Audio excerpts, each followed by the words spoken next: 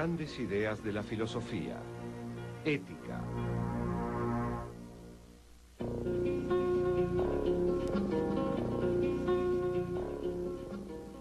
La ética, también llamada filosofía moral, es el estudio sistemático de los valores y los principios morales. Se ocupa de las normas de vida del ser humano, ya sean personales, sociales o universales, como así también de las razones subyacentes a nuestros juicios sobre si un comportamiento es correcto o erróneo.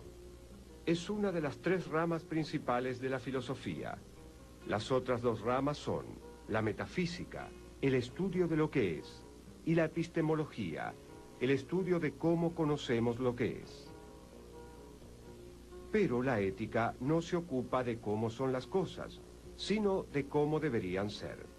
Para decirlo de otra manera, la ética es el estudio de los valores. Como tal, se ocupa de la actitud fundamental que tomamos como seres libres y pensantes, tanto por nuestras creencias como por las acciones que realizamos basándonos en dichas creencias. En mi opinión, la ética es una teoría filosófica sobre cómo debemos vivir y actuar. Y se ocupa de los principios básicos para la organización de nuestras vidas. Los filósofos dividen el campo de la ética en tres ramas principales: metaética, ética normativa y ética aplicada. Todas estas áreas se ocupan de cuestiones propias y también tienen sus propias tradiciones intelectuales que se remontan al pasado de la cultura humana. La metaética investiga el origen y la naturaleza de los conceptos éticos y el discurso que utilizamos para hablar sobre ellos. ¿Son nuestras ideas del bien y del mal valores eternos y universales independientes de la voluntad humana? ¿O son el resultado de convenciones humanas basadas en circunstancias históricas y sociales en constante cambio? ¿Debemos esforzarnos para descubrir los valores universales que pueden ser respetados por todos los seres humanos? ¿O es que todos los sistemas éticos están inevitablemente ligados a los valores culturales de cada sociedad en particular?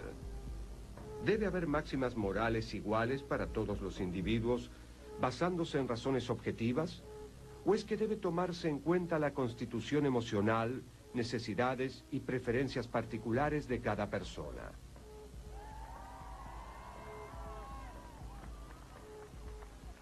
La metaética se ocupa fundamentalmente de la naturaleza del lenguaje moral.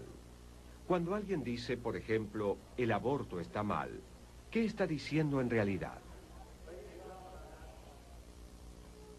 Hay dos posibilidades: que esté diciendo algo que puede ser verdadero o falso, o algo que no puede ser ni verdadero ni falso.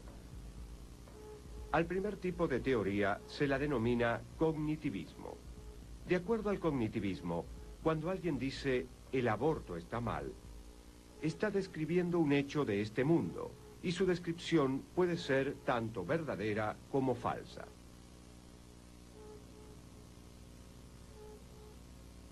La posición no cognitivista niega que los reclamos morales puedan ser verdaderos o falsos.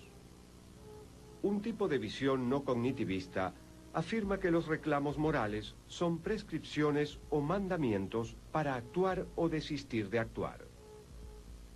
Los reclamos morales son órdenes como cierra la puerta o limpia tu habitación.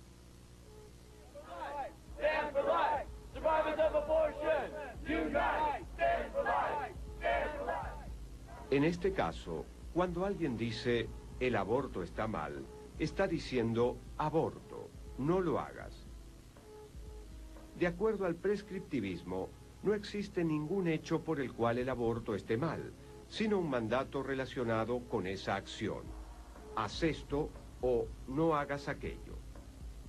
Considerado por muchos como el padre del no cognitivismo, el filósofo escocés David Hume creía que la virtud y el vicio moral de este mundo no eran algo externo a nosotros, sino más bien sentimientos que surgían de nuestro interior y se propagaban al mundo. La moralidad o inmoralidad de un acto, según Hume, no es más que un sentimiento que tenemos cuando vemos o pensamos sobre dicho acto. Si el sentimiento que nos provoca es positivo, el acto es moralmente bueno.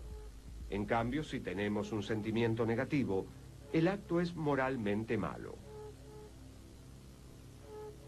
Aunque el bien o el mal moral están relacionados con los sentimientos, Hume no creía que las personas pudieran tener sentimientos de manera desordenada.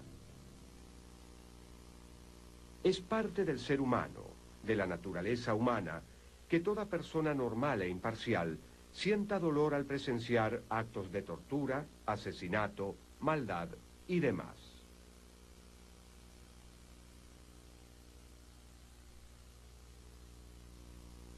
Si la moral no tiene naturalmente ninguna influencia en las pasiones y acciones humanas, es en vano esforzarse para inculcarla.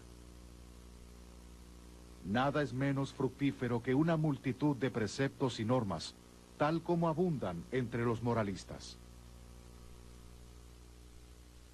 Según Hume, el campo de la razón consistía en el descubrimiento de verdades sobre el mundo externo, y la moral era un asunto de sentimientos internos.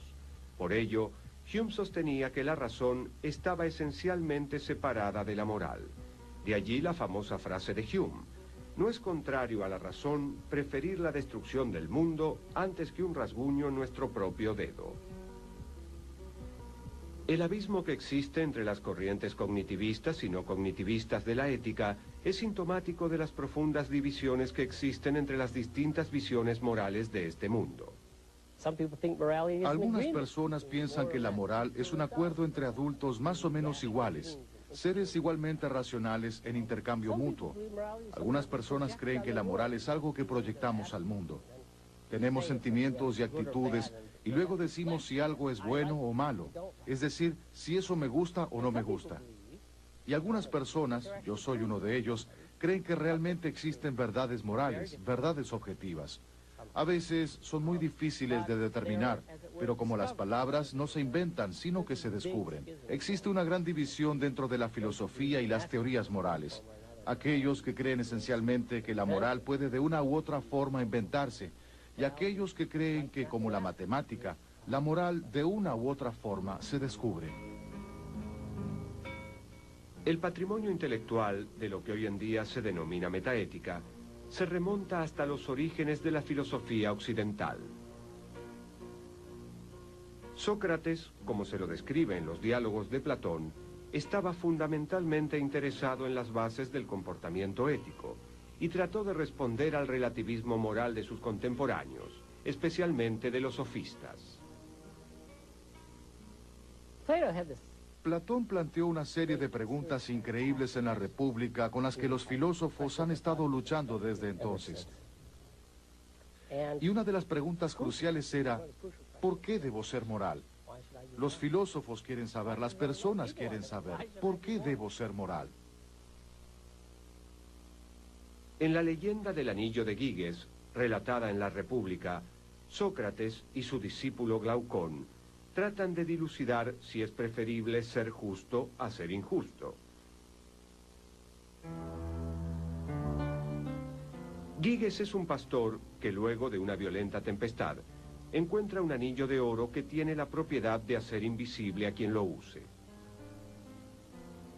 Asombrado por los poderes de este anillo, lo mantiene en secreto y va al palacio. Una vez allí, usa el anillo y gracias a ello seduce a la reina, mata al rey y se apodera del trono. Entonces la pregunta que se plantea en este diálogo es: ¿existe algún hombre lo suficientemente justo como para no aprovecharse de las ventajas que le brinda ese anillo? Si existiese ese hombre, quedaría demostrado que se puede ser justo por amor a la justicia en sí, y no atemorizado por un eventual castigo. Glaucón sostiene que ningún hombre que posea dicho anillo va a elegir actuar de manera justa.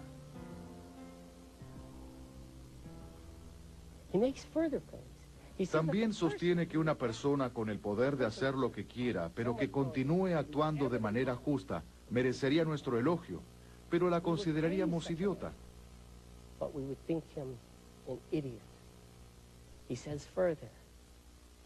Dice, ningún hombre que merezca ser llamado hombre seguirá las leyes de la moral, de la convención y de la justicia, si pudiera salirse con la suya actuando de otra manera. Y el argumento de Glaucón continúa. Considera dos casos diferentes.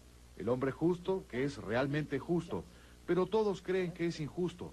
Y como resultado de ello, lo desprecian, marginan y atormentan, y pierde todo su dinero, familia, trabajo, amigos, todo. Al final lo torturan y lo empalan, y tiene una muerte terrible. Pero él es perfectamente justo. Solo se creía que era injusto. Y luego considera un hombre perfecto, que es totalmente injusto, pero parece ser justo. Todos piensan que es justo. Como consecuencia de ello, puede establecer contratos con sus amigos, casarse con quien quiere, dormir con quien quiere. Puede hacer lo que quiera porque todos piensan que es sumamente justo. Glaucón dice, demuéstrame, Sócrates, que hay algo que pueda decirse a favor de actuar justamente. El diálogo apunta a demostrar que la justicia es lo suficientemente importante como para invalidar otros valores. Lo que hay que hacer es demostrar que es mejor ser considerado justo y serlo, que ser considerado justo y ser injusto. Para Platón, lo principal es la naturaleza propia de la justicia. Cualquiera puede elegir actuar justa o injustamente. Pero antes de que una persona pueda tomar esa decisión, debe conocer el significado de estas palabras. El verdadero desafío de la ética, entonces, es establecer la naturaleza del bien para poder juzgar si ciertos actos son buenos o malos. Trata de convencernos sobre una definición de la justicia en particular y piensa en la justicia como un rasgo de la personalidad. Piensa en la justicia de una persona y la define como un estado en que la parte emocional y racional de uno actúan de manera adecuada y no interfieren una con otra. La razón debe estar cumpliendo su función, que es la de controlar la parte emocional del alma y hacer que ésta haga lo correcto.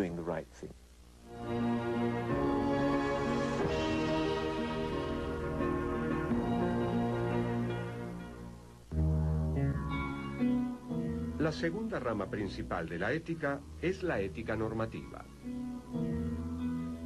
Así como la física es el estudio de los principios fundamentales que rigen cómo es el mundo, la ética normativa es el estudio de los principios fundamentales que rigen cómo uno debe vivir, cómo debería ser el mundo. La pregunta, por supuesto, es, ¿de dónde provienen estos principios fundamentales? Algunos piensan que lo que debemos hacer es obedecer la voluntad de Dios. Otros insisten en que la vida moral consiste en cumplir con el deber de cada uno. Otros que debemos hacer felices a la mayor cantidad posible de personas. Y otros piensan que la vida moral es la vida que se rige por determinadas virtudes, como la generosidad, la honestidad y el coraje. Describiré a la ética normativa como la búsqueda de principios, factores y muy rara vez de normas que son subyacentes a los juicios que hacemos sobre los actos, qué actos son buenos o malos, y qué decisiones particulares debemos tomar en cierto contexto dado. Entonces, estamos buscando lo básico. Lo cual no implica que haya una sola norma o principio, aunque muchas personas así lo crean. Por ejemplo, algunos filósofos creen que el principio fundamental es maximizar la felicidad o minimizar el dolor. A lo largo de la historia, los filósofos morales intentaron desarrollar sistemas de ética normativa con reglas o normas para juzgar actos concretos y decidir qué hacer en situaciones específicas. En la ética normativa hay 4 áreas principales de discusión filosófica: teoría de la virtud, teoría del mandato divino, teoría utilitarista y teoría del deber.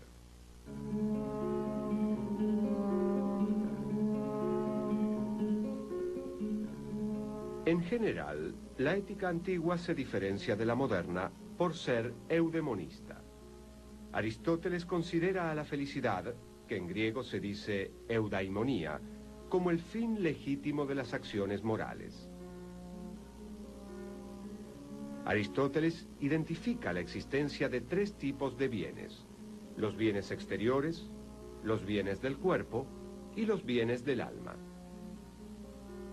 Los más importantes son los bienes del alma, porque allí es donde reside la razón. Para Aristóteles, la razón es el aspecto más elevado del hombre.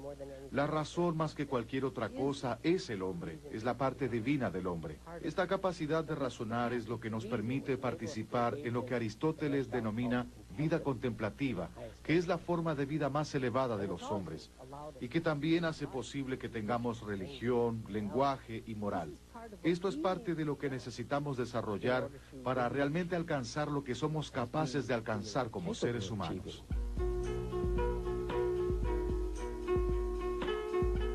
Aristóteles descarta la idea universal del bien. No hay un bien idéntico para todos los hombres. Para cada individuo, el bien es distinto en cada actividad y en cada arte. Si el fin de la medicina es la salud, el bien que corresponde es la curación del paciente. Si el fin de la estrategia es la victoria, el bien correspondiente es el eficiente manejo de las fuerzas militares. Entonces, en toda acción y decisión, el bien es la función que persigue el fin buscado. El hombre bueno es quien realiza acciones razonables, y al bien correspondiente lo llamamos virtud. Aristóteles plantea que un acto es moral cuando es el resultado de una decisión consciente. El acto moral tiene como condición la libertad de querer hacerlo. Aquel que no pueda ejercer su voluntad no podrá ser juzgado moralmente. Para los filósofos éticos, Aristóteles es una figura muy interesante. Una parte principal de su obra en el campo de la ética está relacionada con cómo ser una buena persona.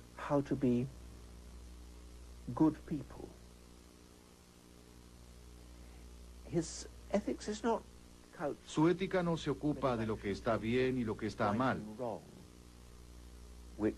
conceptos que se destacaron mucho en los últimos siglos,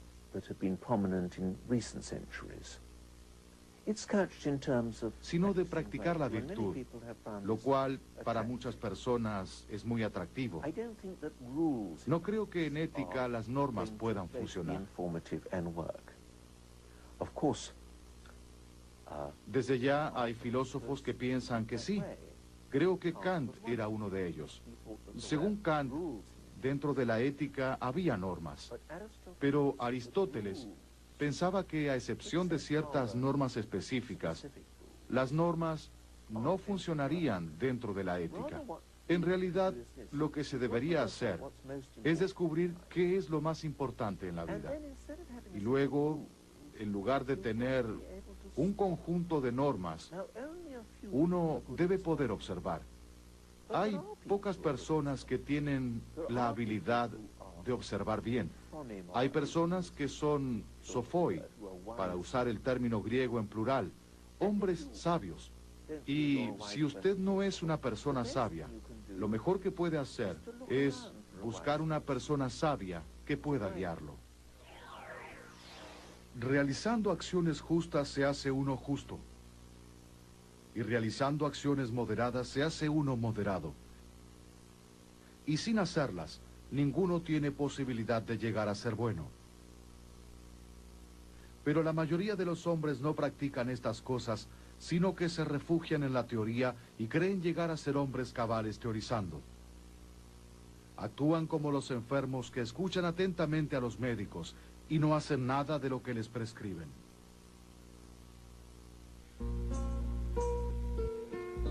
Aristóteles también propuso el principio del justo medio. De acuerdo a Aristóteles, para cada temperamento humano o deseo, existen personas extremistas. Por ejemplo, que se enojan demasiado rápido ante los insultos recibidos o que son demasiado apacibles ante la injusticia. El carácter virtuoso consiste en encontrar una moderación tal que permita evitar el vicio de ambos extremos. Por ejemplo, no debemos ni malgastar nuestro dinero irresponsablemente, ni ser tan avaros de no compartir nada con los demás. La generosidad es el justo medio entre estos dos extremos. Después de la muerte de Aristóteles, su propuesta es retomada por diferentes pensadores, como Epicuro, que rechaza el hedonismo extremo y propone un placer guiado por la sobriedad de la razón. Reclama un requisito de transparencia para el obrar ético. Ningún acto individual debería ser tal que su protagonista tuviera que ocultarlo ante los demás. El hombre justo es más sereno que cualquier otro. El injusto lleva consigo la mayor turbación.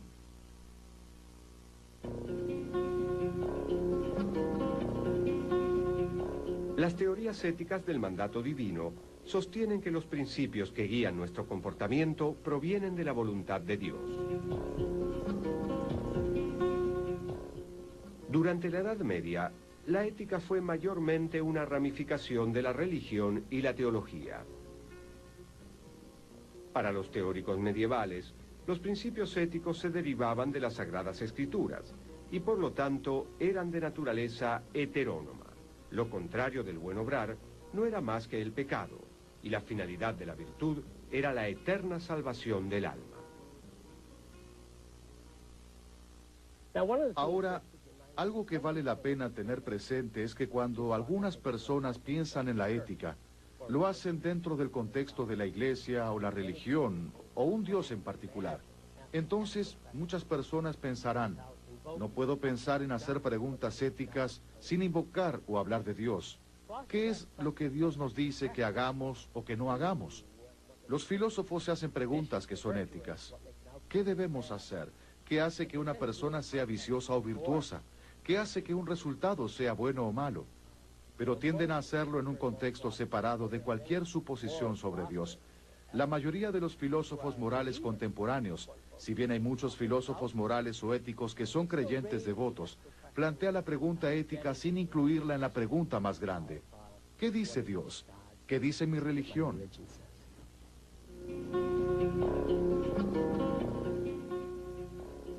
Las teorías del mandato divino pueden ir desde las denominadas débiles, en las que, por ejemplo, el mandato de Dios se aplica solo en el contexto de una comunidad religiosa, a las teorías fuertes, en las que el comportamiento humano es bueno si, solo si, Dios así lo quiere. En su diálogo Eutifrón, Platón abordó la cuestión de si Dios quiere el bien porque es bueno, o si éste es bueno porque Dios lo quiere.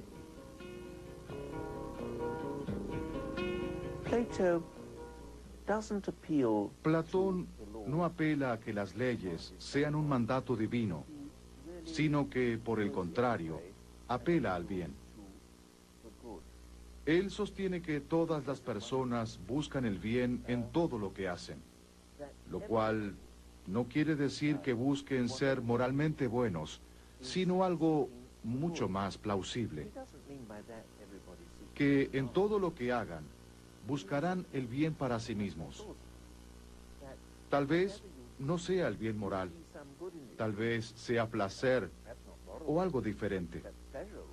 pero siempre se busca lo que uno cree que es bueno. Entonces, se concentra en el bien más que en los mandatos divinos.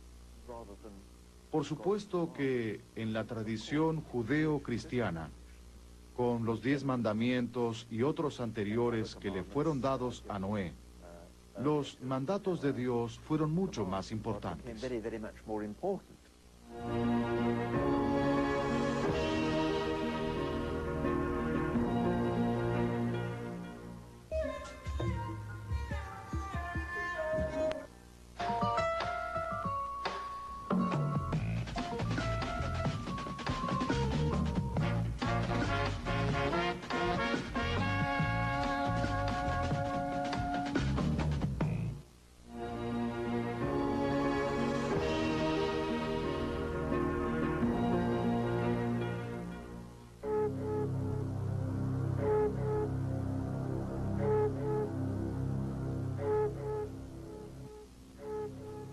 En el siglo XIX, una serie de filósofos británicos desarrolló teorías éticas autónomas que juzgaban la moralidad de las acciones basadas en las consecuencias de dichas acciones más que en las intenciones o el temperamento del que las realizaba. Este nuevo enfoque de la ética normativa se denominó consecuencialismo. La forma más conocida de consecuencialismo fue el utilitarismo. Una forma muy conocida de consecuencialismo es el utilitarismo. Es una teoría especial sobre los valores ligada a la estructura consecuencialista. El acto correcto es el que produce las mejores consecuencias, donde lo mejor se juzga en términos de lo que produce felicidad y quita el dolor. A veces se lo conoce como bienestarismo. Aunque las raíces del pensamiento utilitarista puedan remontarse a Platón, el filósofo británico Jeremy Bentham es el fundador de este movimiento. Bentham, quien planteaba reformas legales y sociales de manera apasionada, declaró que un acto es moral si producía la mayor felicidad para el mayor número de personas. Para Bentham, la felicidad equivalía al placer, y como consecuencia de ello, propuso un cálculo de la felicidad que medía la felicidad de los individuos y las comunidades, y por extensión, si una acción era buena o mala. La naturaleza puso a la humanidad bajo el dominio de dos soberanos, el dolor y el placer. Ellos son los que deben indicarnos lo que deberíamos hacer, como así también decidir qué es lo que haremos.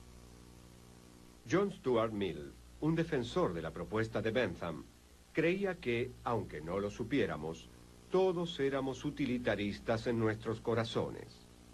Mill defendía esta postura contra la crítica que se hacía a los utilitaristas por ser buscadores de placer, afirmando que de hecho la norma del utilitarismo no es buscar la mayor felicidad individual, sino más bien la mayor felicidad posible en forma conjunta. De acuerdo con el utilitarismo, en caso de ser necesario, una persona debe actuar en contra de sus propios intereses a favor de la mayor felicidad para el mayor número de personas. A diferencia de Bentham, Mill distinguía entre los placeres, no solo por sus grados de intensidad, sino también por su calidad. El placer de un animal no tiene el mismo valor que el placer de un ser humano. Y los individuos deben tener en cuenta la calidad de los placeres que buscan al tomar decisiones morales. Es mejor ser una persona insatisfecha que un cerdo satisfecho. Mejor ser Sócrates insatisfecho que un tonto satisfecho. Y si el tonto o el cerdo opinan de manera diferente, es porque solo pueden ver su lado de las cosas. En los últimos 2 siglos hubo muchas propuestas diferentes de utilitarismo. Mill pasó del utilitarismo del acto al utilitarismo de la norma y propuso que el principio utilitarista debe ser utilizado principalmente para determinar el valor de normas como no matar, no mentir o no robar. Los actos deben juzgarse por su conformidad con dichas normas generales. Asimismo, Mill creía que cada individuo tiene soberanía sobre su propio cuerpo, mente y espíritu. Por lo tanto, el único comportamiento que puede someterse a un juicio moral es aquel que afecta a otras personas. En esta idea está implícito un fuerte reclamo para ampliar el alcance de la vida privada de un individuo, un importante avance de la ética moderna. La principal crítica que recibió Mill proviene de George Edward Moore, quien planteó que la utilidad es una propiedad de las cosas buenas, pero no es un sinónimo de lo bueno. Según Moore, ni el placer, ni la felicidad, ni la utilidad pueden definir la moralidad de nuestros actos.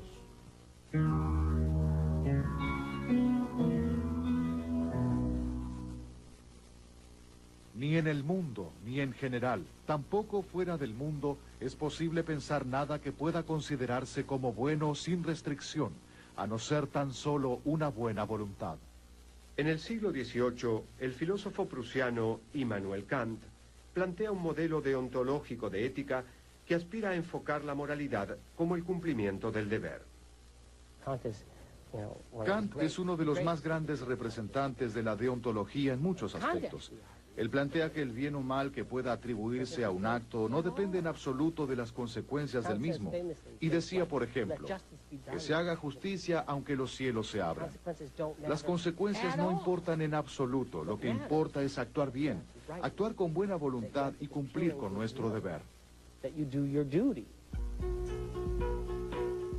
Kant propuso una ley ética que guíe racionalmente nuestra acción y la llamó imperativo categórico.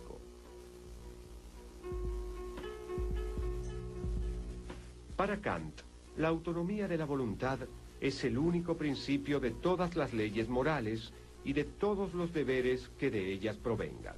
Es la garantía de la dignidad del hombre, su igualdad ante la ley.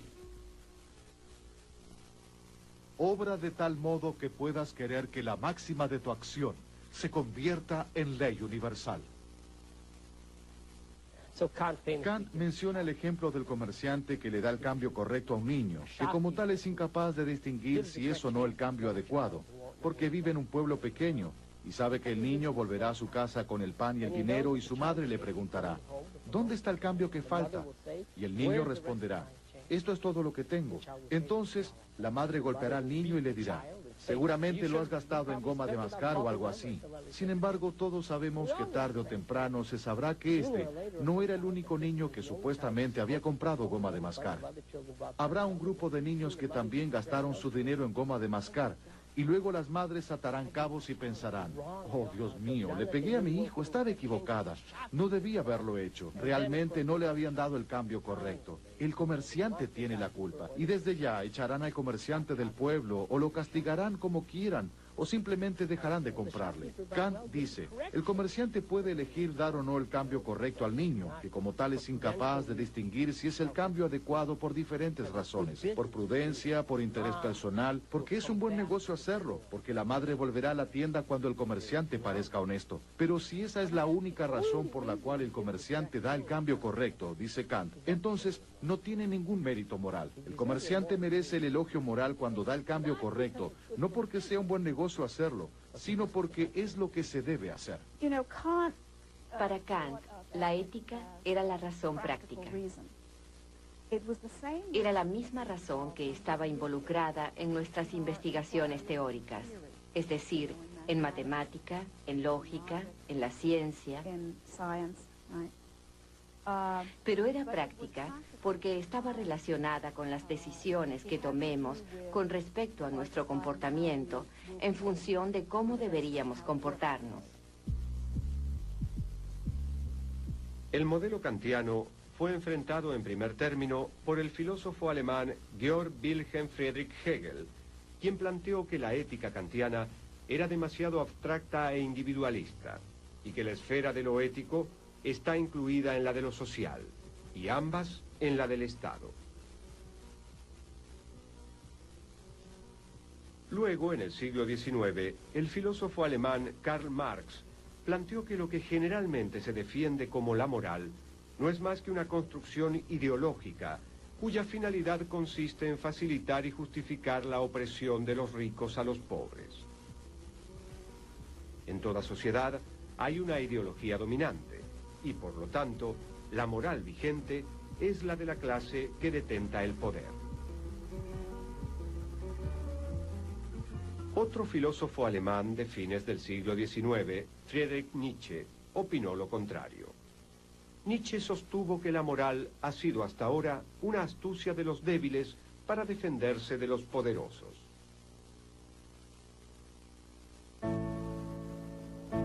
En la ética normativa contemporánea surgió una corriente de pensamiento denominada formalismo que estima que la búsqueda de nuestros intereses personales o del bien común no constituye el horizonte de la filosofía moral.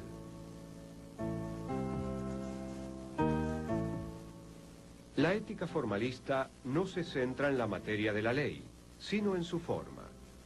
Pone el acento en los procedimientos que garantizan la vida en sociedad. El filósofo John Rawls es uno de los máximos defensores de este punto de vista. La definición del bien es puramente formal.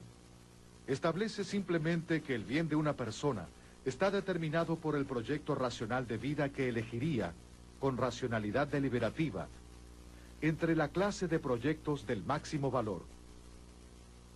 Así, lo que hay que establecer es qué es racional para los que se encuentran en una sociedad bien ordenada, como afirmación de su sentido de justicia, como regulador de su proyecto de vida. Creo que la teoría de la justicia está muy ligada a una cierta concepción de las personas y de lo que uno debe a los demás. Entonces, en ese sentido, se basa en la teoría ética.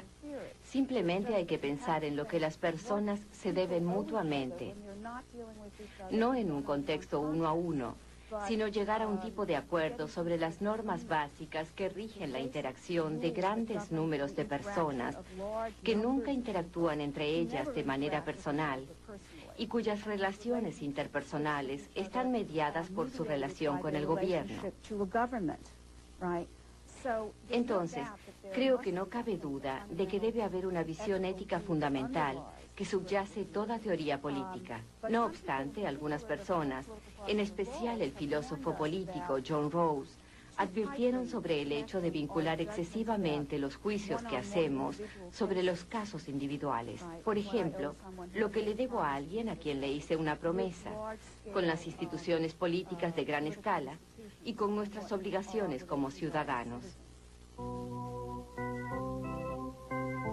Otro movimiento del siglo XX es el comunitarismo, que afirma que la clave para analizar los asuntos políticos reside en que los individuos viven enmarcados por un contexto social. Habiendo renunciado a la búsqueda del acuerdo universal, el comunitarismo sostiene que el desafío de la ética consiste en ubicar el pensamiento moral en contexto y aplicarlo a las tradiciones e instituciones culturales de una comunidad. La visión más simple dice, la moral es un invento y refleja los acuerdos entre las personas. Diversos grupos se congregan y dicen, ¿qué hacer? ¿Cómo queremos vivir nuestras vidas? ¿En qué creemos? ¿En qué queremos creer? ¿Qué queremos enseñarles a nuestros hijos? ¿Cómo queremos que nuestros hijos vivan sus vidas? Y luego se llega a un acuerdo sobre los principios en los que creemos. Podemos creer en principios de libertad o igualdad o no. Podemos creer en principios de equidad o justicia o no. Podemos creer que lo que debemos hacer es maximizar el bienestar general de los miembros de nuestra sociedad. Y luego podemos ponernos de acuerdo en este enfoque especial que es la visión de la convención social. Y yo puedo tener ciertas creencias y usted tener otras y llegar a un acuerdo entre nosotros. Yo digo debemos poner énfasis en la libertad. Usted dice debemos poner énfasis en la igualdad. Y no estamos de acuerdo y discutimos sobre ello. Decidimos finalmente. ¿Cuán importante es esto? ¿Cuán importante es para mí, por ejemplo, llegar a un acuerdo con usted sobre este tema? Y por supuesto, hay demasiadas presiones en una sociedad que funciona, que tiene cohesión.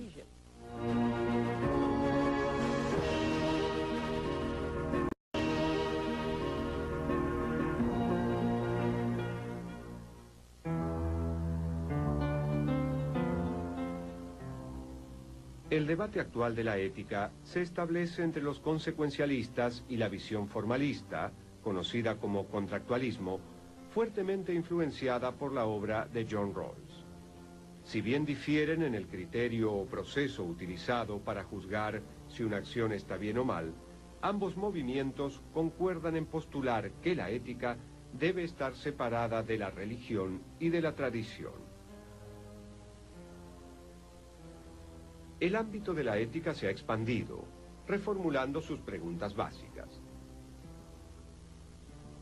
Y sin embargo, a pesar de siglos de diálogo continuo, todavía permanece abierta la cuestión de la relación entre virtud y felicidad, y quizás así deba ser necesariamente.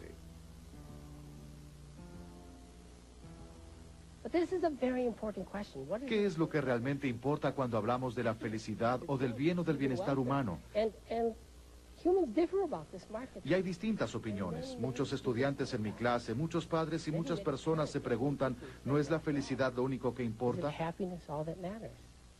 ¿No es eso lo que queremos para nuestros hijos y para las personas que queremos, que sean felices? Otros piensan la felicidad es importante, pero no lo es todo. Hay otras cosas que también son importantes.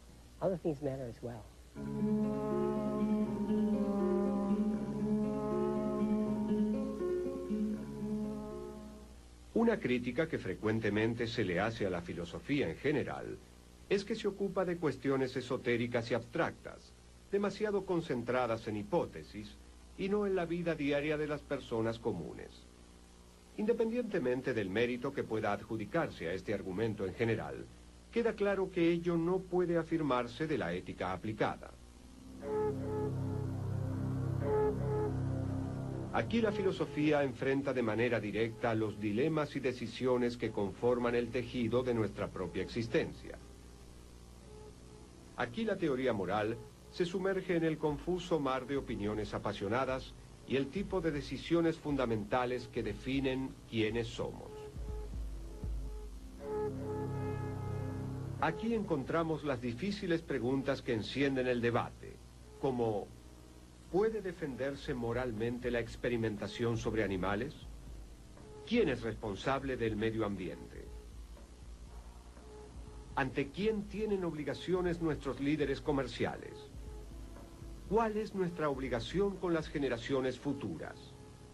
¿El Estado puede decidir terminar con las vidas de sus ciudadanos? ¿La eutanasia es moralmente aceptable? Por lo general, cuando grupos contrarios adoptan una posición sobre estos temas, disienten sobre las ideas metaéticas fundamentales y los principios normativos que guían la toma de decisiones. En el ejemplo del aborto, nos enfrentamos a un conflicto entre dos principios normativos positivos. El principio de proteger la vida del feto y el principio de la libertad de la mujer a decidir sobre qué hacer con su cuerpo. Es inevitable que nos preguntemos qué es la vida, cuándo comienza y qué nivel de control debe tener la sociedad sobre ella. En la vida diaria, y también cuando pensamos en la política de Estado, debemos enfrentarnos frecuentemente con lo que las personas creen que debe hacerse. Y no es solo una cuestión de lo que nos ahorrará más dinero, nuestro dinero en este caso, sino de lo que pensamos que debemos hacer o que nos está prohibido hacer. Por ejemplo, en cuanto al problema del aborto, muchas personas piensan, aunque ayude a hacer que la vida de muchas personas sea más sencilla, está mal, mientras que otros dirán que es lícito. En el suicidio asistido, el debate se produjo en el campo jurídico y ético. ¿Es lícito ayudar a una persona a terminar con su vida en ciertas circunstancias? Las personas de negocios pueden enfrentarse a preguntas éticas. Deben maximizar las ganancias de su compañía. Tienen un deber para con los accionistas. Piensan, como muchos dicen, que existe la responsabilidad de las funciones, una cierta ética del rol que uno ocupa. Usted es el presidente del directorio y su deber es hacia los miembros del directorio. Pero vender este producto pondrá en peligro las vidas de niños pequeños en el exterior, una fórmula para bebés o algo similar. ¿Qué debe hacerse en una situación de este tipo? La ética aplicada se dividió en varios campos secundarios, como por ejemplo, bioética, ética médica, ética comercial, ética social, ética sexual y ética ambiental. Y a medida que la tecnología avanza, surgirán inevitablemente nuevos problemas éticos. Si logramos crear máquinas verdaderamente conscientes, ¿deberán tener la misma condición jurídica y social que los seres humanos? ¿La clonación es un modo legítimo de tratar el problema de la finitud humana? ¿Basta que la ciencia pueda hacer algo por nosotros para declararlo lícito? Cada vez son más los filósofos convocados a participar en la polémica y el proceso de toma de decisiones. Hay expertos en ética de guardia en los hospitales. Hay filósofos que se desempeñan como consultores para empresas. Especialmente hoy en día con los diversos dilemas éticos que enfrenta la práctica contable. Hay programas sobre ética profesional en las principales universidades, donde filósofos y personas de otras disciplinas, por supuesto médicos, abogados, pero también ingenieros, arquitectos y empresarios, discuten estos temas, procurando introducir verdadero rigor filosófico en este área, que solía estar sujeta solamente a lo que se conoce como códigos profesionales, donde no había ningún intento por llegar a la base misma del código y tratar de descubrir detalladamente cuáles deben ser las implicancias de la teoría fundacional para casos particulares. Ahora eso está cambiando debido a esta interacción entre los filósofos profesionales y las personas que practican otras disciplinas. Entonces, las teorías morales que filósofos y estudiantes analizan en los salones universitarios se enfrentan hoy con los problemas del mundo real que forman parte de nuestras vidas. Aunque tal vez no seamos conscientes de ello, este es un aspecto de la filosofía con el que todos contribuimos al tomar decisiones cotidianas que afectan las vidas de otras personas. Como tal, el estudio de la ética permite una comprensión más profunda y abarcativa de lo que significa tomar una decisión y de lo que significa ser humano.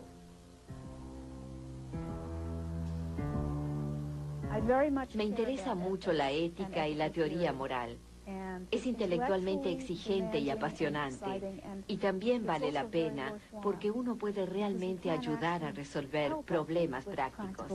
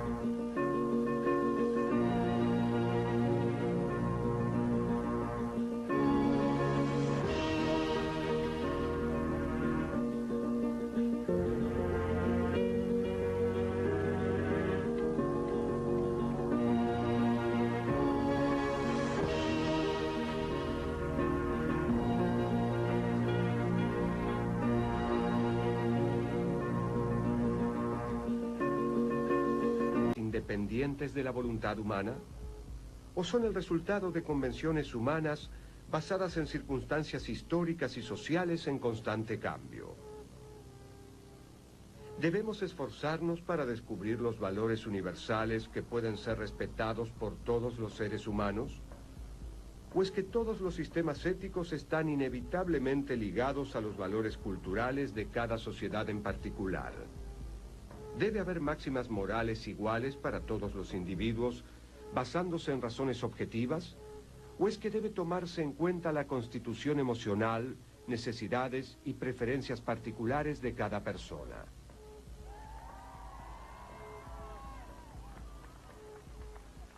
La metaética se ocupa fundamentalmente de la naturaleza del lenguaje moral.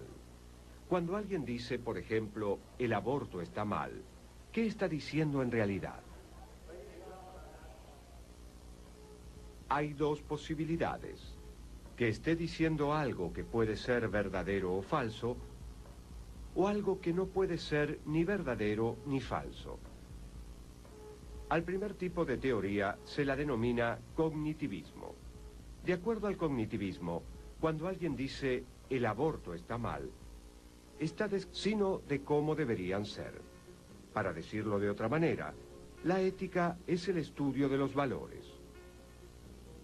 Como tal, se ocupa de la actitud fundamental que tomamos como seres libres y pensantes, tanto por nuestras creencias como por las acciones que realizamos basándonos en dichas creencias.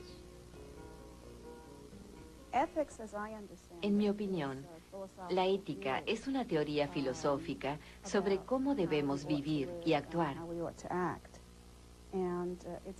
Y se ocupa de los principios básicos para la organización de nuestras vidas. Los filósofos dividen el campo de la ética en tres ramas principales: metaética, ética normativa y ética aplicada.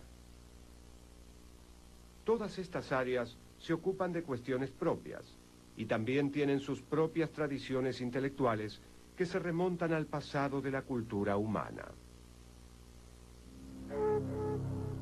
La metaética investiga el origen y la naturaleza de los conceptos éticos y el discurso que utilizamos para hablar sobre ellos. Son nuestras ideas del bien y del mal, valores eternos y universales escribiendo un hecho de este mundo, y su descripción puede ser tanto verdadera como falsa.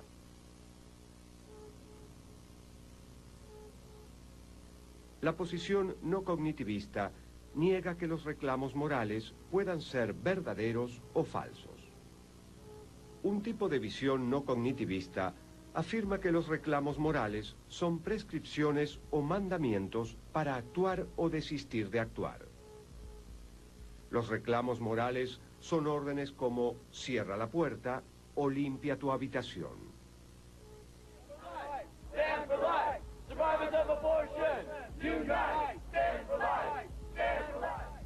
En este caso, cuando alguien dice el aborto está mal, está diciendo aborto, no lo hagas. De acuerdo al prescriptivismo, no existe ningún hecho por el cual el aborto esté mal, sino un mandato relacionado con esa acción. Haz esto o no hagas aquello.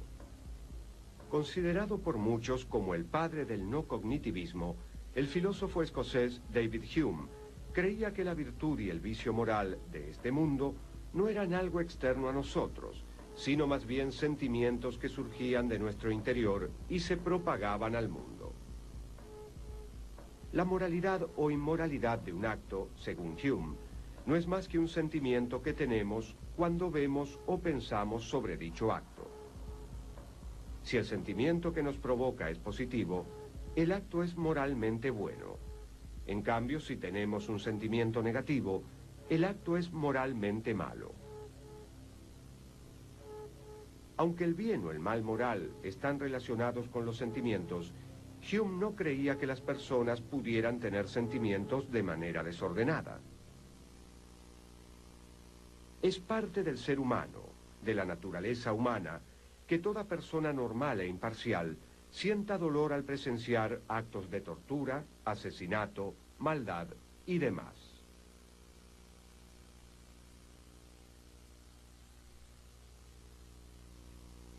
Si la moral no tiene naturalmente ninguna influencia en las pasiones y acciones humanas, es en vano esforzarse para inculcarla. Nada es menos fructífero que una multitud de preceptos y normas, tal como abundan entre los moralistas. Según Hume, el campo de la razón consistía en el descubrimiento de verdades sobre el mundo.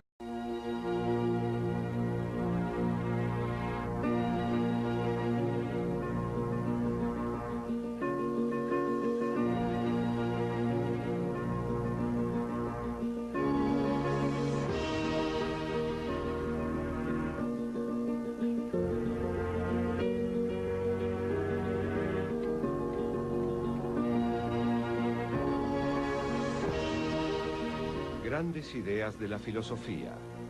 Ética.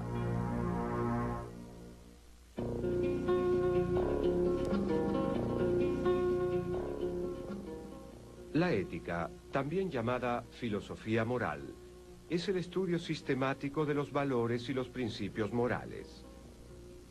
Se ocupa de las normas de vida del ser humano, ya sean personales, sociales o universales, como así también de las razones subyacentes a nuestros juicios sobre si un comportamiento es correcto o erróneo. Es una de las tres ramas principales de la filosofía. Las otras dos ramas son la metafísica, el estudio de lo que es, y la epistemología, el estudio de cómo conocemos lo que es. Pero la ética no se ocupa de cómo son las cosas,